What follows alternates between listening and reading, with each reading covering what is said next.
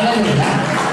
Saya lihat ada satu orang jiwa di Medan itu, dia punya karunia menginjil luar biasa. Kita ini semua bisa menginjil, tapi tidak semua orang punya karunia yang sama. Dia kalau menginjil, saudaraku, dia selalu aja ada, saya bilang, minggu bukanya orang sudah datang ke gereja. Dan dia bersaksi 1 tahun 365 hari dia memenangkan lebih dari 300 jiwa 1 tahun.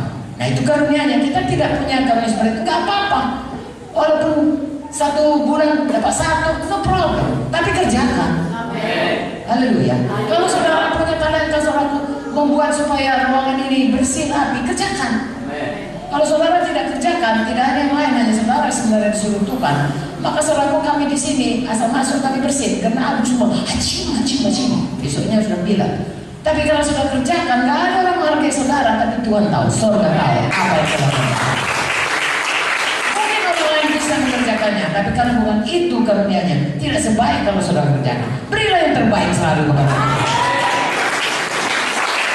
Saudara berdoa untuk itu, dan saudara akan mulai melayani. Pada waktu saudara melayani, saudara lihat bagaimana Tuhan melengkapi saudara masing-masing, dan sehingga tubuh Kristus ini menjadi satu tubuh Kristus yang memancarkan kemuliaan Allah.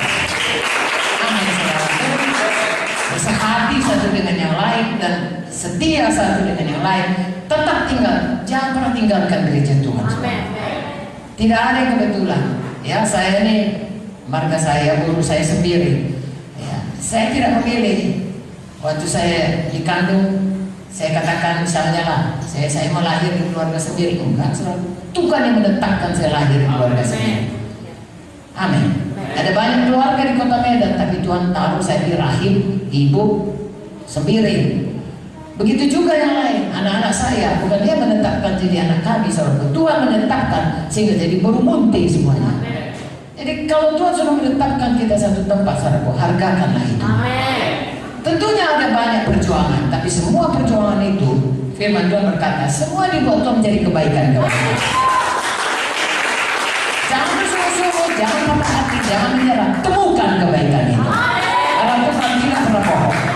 Apapun yang jadi dalam hidup kita. Haleluya.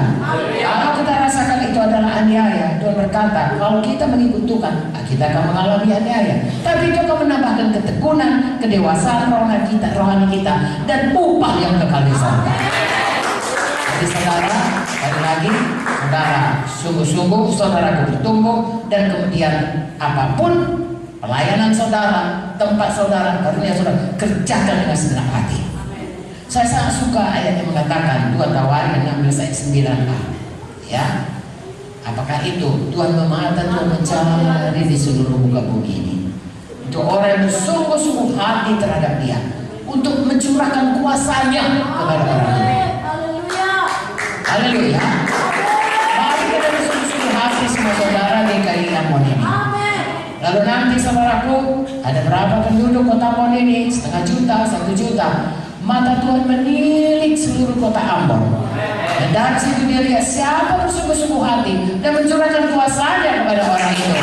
Dan akhirnya tidak ada orang bersungguh-sungguh hati dan tidak bersungguh-sungguh hati. Membaca buku Maliaki mengatakan demikian.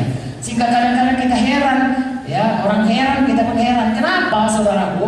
Ya, tempat itu yang seharusnya bukan bagi saudara, Tuhan buka bagi saudara. Kenapa? Karena Tuhan mencurahkan kuasanya. Seharusnya saudara mengalami ini, ternyata saudara tidak mengalami hal yang tidak baik. Tuhan melepaskan saudara dari hati itu. Seharusnya untuk saudara tidak begitu besar, tapi Tuhan berikan saudara sangat berlimpah. Karena Tuhan suka mencurahkan kuasanya. Temukanlah saudaraku, kasih karunia Tuhan melimpah-limpah dalam hidup saudara, karena saudara bersungguh-sungguh hati kepada Tuhan. Haleluya. Yang terakhir saudaraku, saya minta tadi dikatakan sini, ya, beranak cucu itu, yaitu beranak cucu rohani, mari jangan pernah berhenti memberitakan Injil. Kalau kita perjamuan kudus 1 Korintus 3 pada dikatakan diberitakan kematian Tuhan itu sampai Dia datang kembali. Artinya saya dan saudara harus memberitakan Injil. Pada waktu kita menerima perjamuan kudus, kita mengerti Yesus mati bagi kita, dan kita harus memberitakannya sampai Dia datang. Tidak sulit memberitakan Injil, saudaraku. Mengapa? dimulai dari hati yang mengasihi. Mengasihi Tuhan, percaya betapa besar kasih-Nya, dan kita rasakan itu. Ya, saya selamat saudaraku pada waktu saya diajak kawan saya KKR kebaktian Paskah. Waktu itu Yesus, saudaraku, kor menyanyikan dan firman Tuhan, semua sudah kuserahkan bagiku. Apa yang kau serahkan bagiku? Paskah kita bicara mengenai kematian Tuhan. Semua sudah kutanggungkan bagiku. Saya tahu betul bagaimana sengsara Tuhan. Tadinya itu hanya cerita, tapi pada hari itu saya rasakan betapa Dia sangat mengasihi saya, sehingga Dia menanggungkan semua sengsara itu. Apa yang kau tanggungkan bagiku? Semua sudah kuberikan, sudah kuserahkan, sudah kutanggungkan. Apa yang kau berikan bagiku? Apa yang kau serahkan bagiku? Apa yang kau tanggungkan? Saya menangis, saya katakan, Yesus Tuhan, seluruh hidupku untuk Tuhan, Engkau juru selamat. Berseru saudaraku, tidak keluar berseru, tapi hati saya menjerit kepada Tuhan, air mata saya bercucuran. Saya rasakan satu beban dosa selama ini yang menggantoli diri saya, lenyap selama-lamanya, dan damai sejahtera Tuhan sangat menolong saya. Sejak itu, saudaraku, seperti kata Paulus, akan penglihatan yang aku terima itu aku tidak pernah tidak setia. Saya juga tidak pernah selalu dibuat Roh Kudus. Saya ingat betul bagaimana Tuhan menyelamatkan saya. Saudaraku, bukan cuma saya, kita semua oleh kasih Tuhan sudah diselamatkan. Perjamuan kudus mengingatkan kita selalu, mari kita beritakan, mari kita serahkan hidup kita untuk memberitakan Yesus itu Tuhan. Jangan pernah mau berhenti.